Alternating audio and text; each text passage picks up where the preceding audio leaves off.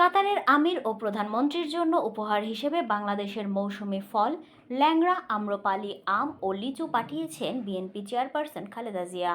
বুধবার স্থানীয় সময় দুপুর 12:30টায় বিএনপির চেয়ারপারসনের উপদেষ্টা কাউন্সিলের সদস্য এনামুল হক চৌধুরী এই উপহার সামগ্রী কাতারের পররাষ্ট্র মন্ত্রণালয়ের প্রোটোকল পরিচালক ইব্রাহিম ইউসুফ আবদুল্লাহ ওয়াই ফারুকের কাছে হস্তান্তর করেন।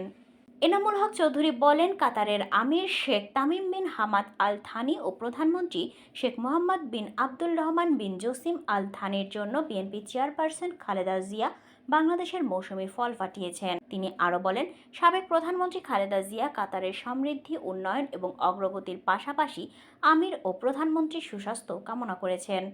লন্ডনে উন্নত চিকিৎসার জন্য কাতারের আমিরের বিশেষ এয়ার অ্যাম্বুলেন্স পাঠানোর বিষয়টিও খালেদা জিয়া কৃতজ্ঞতার সঙ্গে স্মরণ করেছেন। এই উপহার সামগ্রী হস্তান্তরের সময় কাতারে বাংলাদেশের রাষ্ট্রদূত মোহাম্মদ নজরুল ইসলাম, মিশন উপপ্রধান ওয়ালিউর রহমান, কাতার বিএনপি শাখার সাধারণ সম্পাদক শরীফুল হক সাজু উপস্থিত ছিলেন। এর আগে সোমবার বিএনপির চেয়ারপারসনের উপহার সামগ্রী দলের সাংগঠনিক সম্পাদক শরীফুল আলমের ব্যবস্থাপনায় কাতারে পাঠানো হয়।